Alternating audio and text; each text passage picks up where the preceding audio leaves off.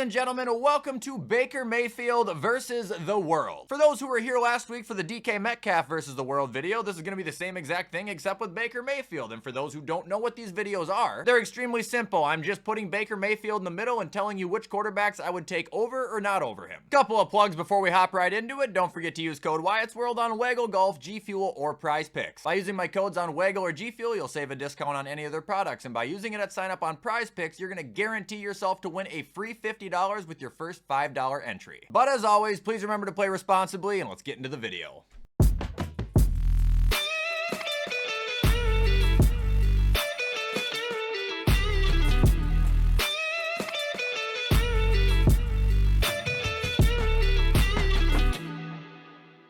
Okay, before we give a brief overview to Baker Mayfield here, I would just like to acknowledge the remainder of free agency. I do plan to make another video, but I'm going to wait until it's majority done so I don't have to make like 8 parts on YouTube. Now, focusing back on the man of the hour here, we have Baker Reagan Mayfield. If you look at a career overview of Baker, this man has thrown 171 touchdowns to 90 interceptions. He has thrown 24,832 yards, while also completing 63.5% of his passes and sustaining a win record of 50 and 53, which is actually more impressive if you look at it from the aspect that he played on the shitty Browns for 4 years, then the terrible Panthers for half a year, where he went to the Rams, who were also terrible for the other half of that year, and didn't actually consistently start winning games until he signed with Tampa Bay just 2 years ago. And on top of that, we also can't ignore the season he just had, where he had a 71% completion percentage out of 4,500 passing yards and 41 fucking touchdowns. Yeah, I know he had 16 picks, dude. I'm a Bills fan. You think I give a fuck about interceptions? This man's a baller, and he has been a baller for a couple years, and now we're gonna see where he ranks up against the rest of the league's quarterbacks.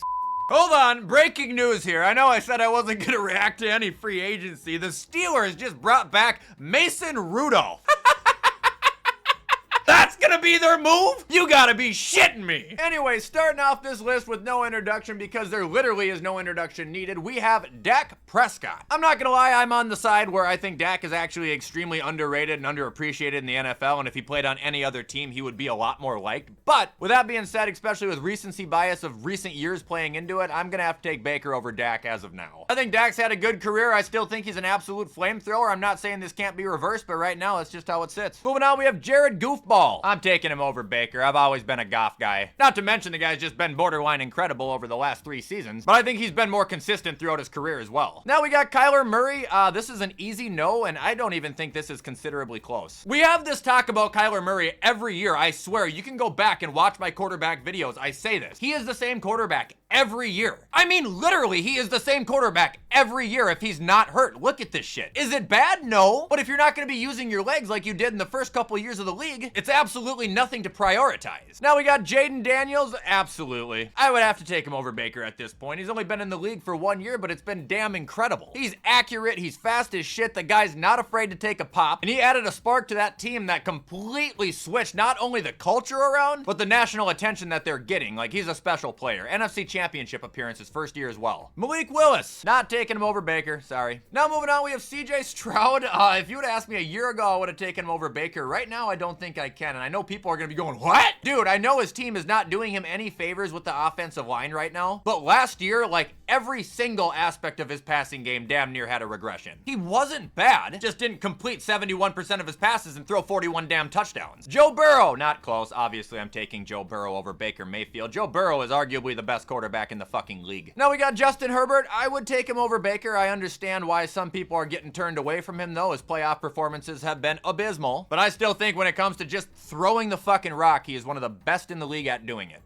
Moving on, we have Anthony Richardson. Absolutely not. You literally couldn't pay me to take him over Baker. There's no amount of money. Trevor Lawrence. Absolutely not. I would have said yes maybe 3 seasons ago. Now Trevor's starting to play like he ain't gonna have a starting job in 2 years, so I am starting to get a little bit worried about my boy. Will Levis. Absolutely not. Pretty self-explanatory on that one. I will give the guy credit. I think he has a pretty deep ball. I think he looks really, really good when he throws it, but everything outside of that is awful. Caleb Williams. I have his back. I think he is going to be a tremendous quarterback. However, I would not take him over Baker Mayfield right now. Sam Darnold. No. Daniel Jones. No. Now we got Jalen Hurts. Yes, I'm taking him over Baker. This guy's always been my boy. I have been a little down on him at times, but I've always given him my respect. Now he's a Super Bowl champion and a Super Bowl MVP. Guy was also just demonic in the playoffs this year. Now we got Matt Stafford. This is close, but I wouldn't take him over Baker, and here's the reason why. I still think Matt Stafford has got the mentality, he's got the mindset, he's got the brain he has always had, which is fantastic. I just simply think the guy is getting old and he is losing some steam in his passes. I don't think he can get the ball down as far as he could, and I don't think his release is quite as snappy as it once was either, and I could be wrong on that. I'm sure statistically I'll get, well, technically. So in other words, I don't give a fuck. It's my opinion. Moving on, we have Deshaun Watson. Absolutely not. Brock Purdy. Absolutely not. I don't think he's a bad quarterback, but I think we got a good look at who he is when he doesn't have Ayuk and CMC around him. Geno Smith. No. I think he's fine. I think he'd be a good bridge quarterback anywhere, but I wouldn't look at him as a long-term option anymore at all. Kirk Cousins. No, I'm sorry. Sorry, man. Last year just kind of threw your ass right down the drain. I can't defend what you did. You shouldn't have been playing in the first place. Derek Carr.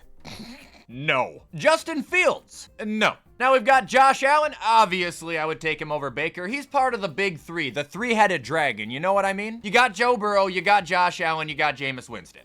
Continuing on, we have Obi-Wan Jacoby. No. Now we've got Tua Tagovailoa Hifyasamel Viola. I'm not taking him over Baker Mayfield. For fuck's sakes, man, I'm not taking Tua over half the guys in the category that I wouldn't take over Baker Mayfield. I will give Tua the benefit of the doubt. He is an accurate quarterback. He is extremely accurate as long as it's not against a winning team in cold weather or he doesn't have any pressure on him. Also, it's just an honest given fact at this point in time that the guy will not play an entire year of football, so why can you bank on him? Aaron Rodgers. I mean, a number of years ago, obviously, Aaron Rodgers is top 10 all time, and if you deny that, you're just lying to yourself. Top 5 all time? My friend Kyle, if you're watching this, you will not hear me say that. Moving on, we have Bo Nix. Ooh, I like Bo, and I like him a lot because I was right on him. Everyone was shitting down his fucking throat last year when he got drafted by the Broncos, and they were shitting down their throats. I said 2 things about him. 1, with his collegiate experience, because he does have a lot, he was set to have a better year than majority of the rookies. And 2, he had the coach to make him great because he has a coach who has made damn near every single quarterback he has ever worked with fantastic. Right now, obviously there is certain aspects of his game that I think he needs to work on, and I can't say I would take him over Baker at this instant, but ask me this question in a year time, might be a different answer.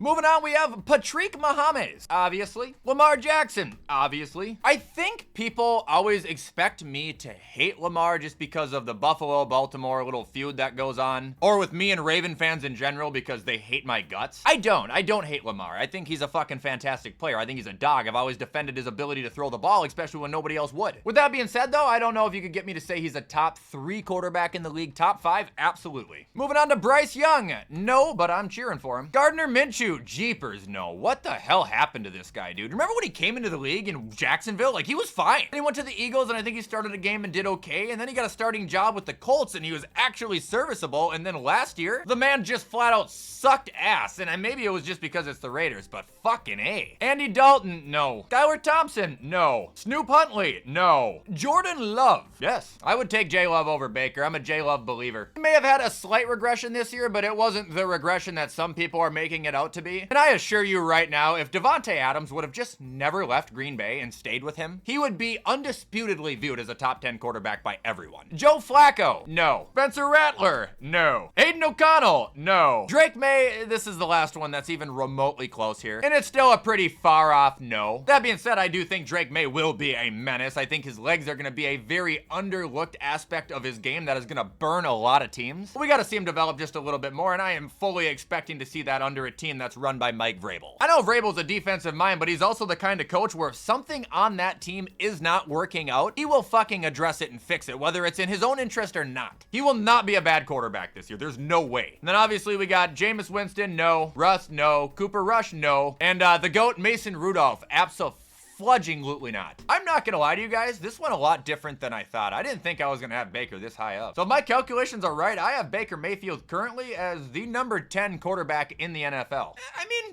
I think that's a decent placement for him, but I was expecting to have him at like 13 or 14. What do you guys think of that list? Gas or ass?